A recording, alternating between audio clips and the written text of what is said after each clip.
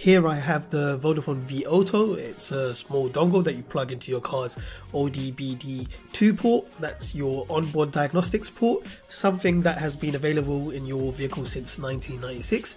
It comes in this very bright red box, and according to what it says here in the box, it makes your journey safer and more connected than before.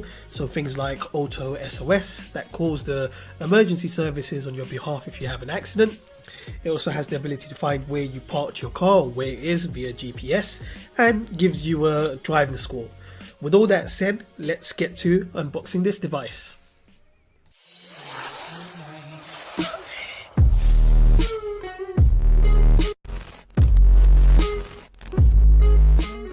The device includes a Vodafone V SIM inside, and as you can see here on the back, it supports both Android and the iPhone. So you'll need to download the V-Auto by Vodafone app to get it working. Inside the box you have the ODBD2 device itself. It's in black and red and feels slightly heavier than your standard Bluetooth device. So if I put this side by side next to one of those standard devices, you can see it's definitely bigger. Now, depending on where your car's ODB port is, there is a possibility it might protrude out a little, but that shouldn't be a huge problem. Also, it looks like the V-Auto has a few less pins than the standard devices. That might explain why there aren't any diagnostic features advertised for this device. Putting the device aside, let's see what else is in the box. You have the safety and warranty information. You also have this fold-out guide on how to install and get the device up and running.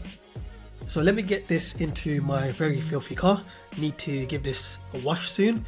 Anyways, first thing you need to do is find the V-Auto by Vodafone app in the relevant application store for your device. The app is free, so you don't have to pay for that. Just follow the instructions on the phone. There's a lot of unnecessary animation here. Could do without that. Enter the last 4 digits of your mobile number and hit continue. Once you're logged in, you'll see this page showing you the 5 steps to set up the device. The first part you need to do is add your car, so things like the make, model, year and colour of your vehicle. And look at that, apparently it hasn't been tested on my car yet. So according to this, I won't be able to get this working on my car. I wonder. Of course, it makes sense that this hasn't been tested on every car, but it should work with my car, right? I'll try to add my car again, but this time I'll select a newer registration and we'll see what happens. And the car is saved. Next, just need to fill in some more of my details, and then you need to either enter the serial number from the device, or the easier method would be just to scan the QR code using the phone's camera.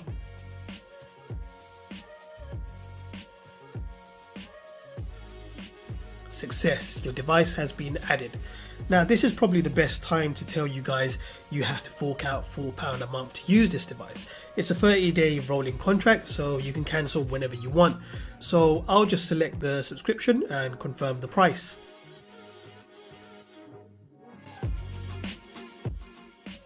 So now to install the device itself, you need a phone, your car keys, and you need the ODB device, because we didn't know that. Apparently the whole setup process will take 10 minutes to complete, so please bear with me, I'll try and speed it up. First thing you'll need to do is find your ODB port. You'll see various pictures showing you where the port is. Most situations it will be next to your accelerator pedal. I'll just plug it in, make sure you give it a few pushes just to ensure it's plugged in properly. You should see a red light come on. That's just indicating that the device is receiving power. So if you don't see that light come up, just take it off and plug it back in if you have to. So now that everything is installed, I'll go for a drive and see what the results, or what sort of results we get.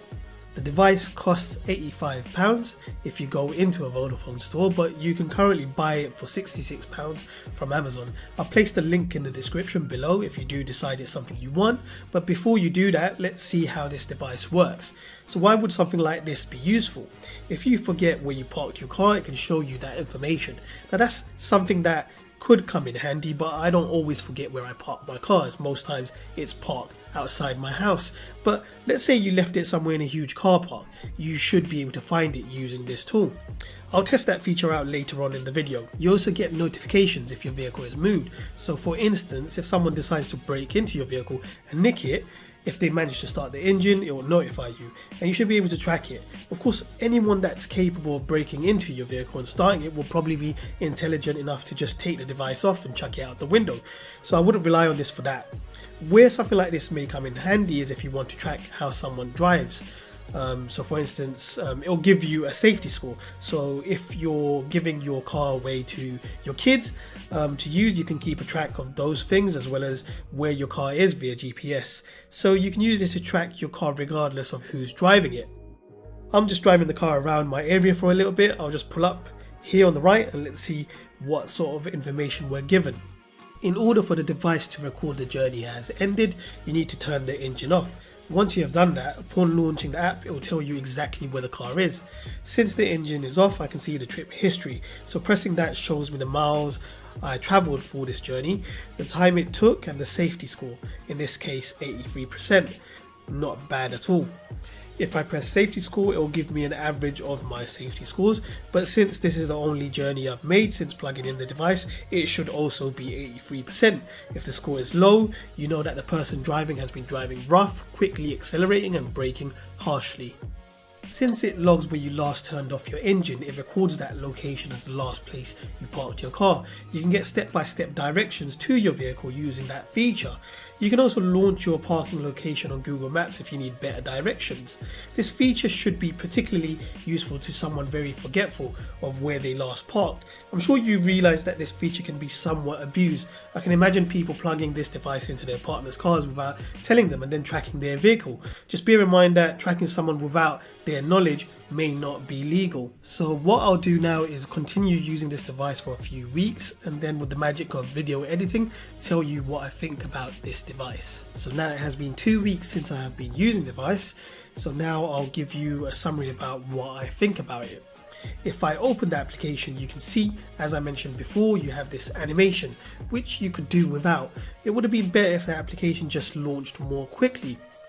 Straight as you open the application, you're shown where your vehicle is and you have the option to get directions straight to your car from this screen, which saves you a few steps. Now if I go into my trips, it will give you a history of all my trips I've made. So probably not as much as you'd expect for a device that has been used for 2 weeks, but that's generally because I tend not to drive on the weekdays.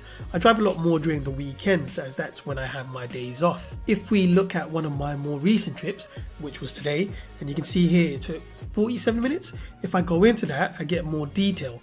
It shows how many miles I did, the average speed, in this case 8 miles per hour, which you might think is pretty slow, but that's central London for you. A lot of traffic, so you don't move very fast. So that journey took 47 minutes and my trip safety score is 93%, but that's because I had my missus and my baby daughter with me. I have to admit I do drive more gently when people are in the vehicle with me. Not that I drive much worse without anyone in the car.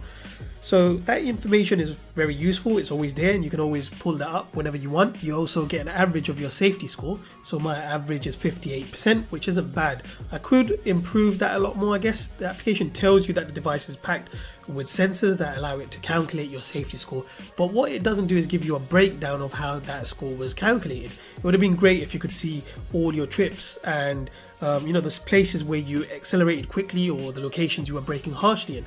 I think that would have been very useful. So in that sense, the application does feel a bit lackluster. Here's the SOS feature I mentioned earlier in this video. If the G sensor in the device detects an accident, someone from Vodafone will call you and ask you if you require emergency services to be called. So that's something that could be useful, but if you're in a hurry to call the emergency services yourself, that call from Vodafone might actually get in the way. Fortunately, you can turn this feature off if you like.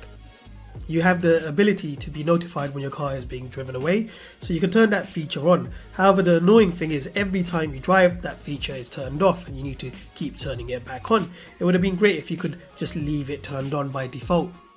Overall, the interface on the application is very easy to understand and the setup process is effortless. It gives you the ability to track a loved one to see if they're driving safely, but it can also be misused. Maybe someone ends up using this device to track a partner they suspect of cheating. Regardless of the legality of that, it's safe to assume that some people will indeed use it for that feature.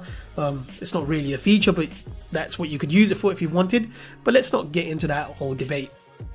You have to pay over £60 for the device up front and then £4 a month after that. The price makes sense for what you're getting, but whether or not it's worth it depends on whether or not you need all those features. If you just need it to, let's say, find out where you parked your car, the amount you'll pay probably doesn't make sense unless you've got lots of cash you don't care about. It's a clever system, only let down by its lack of diagnostic information. If it was able to tell me more about my engine, like checking the engine light codes, something a £5 Bluetooth ODB device can do, I would have highly recommended this device. But since it can't do that, whether or not this device is worth it will definitely depend on your own needs. This has been Raju from Tectonic. If this video was useful and it helped you, please like, share and subscribe. That would really help me out and I would appreciate it a lot. So thank you and see you guys again soon.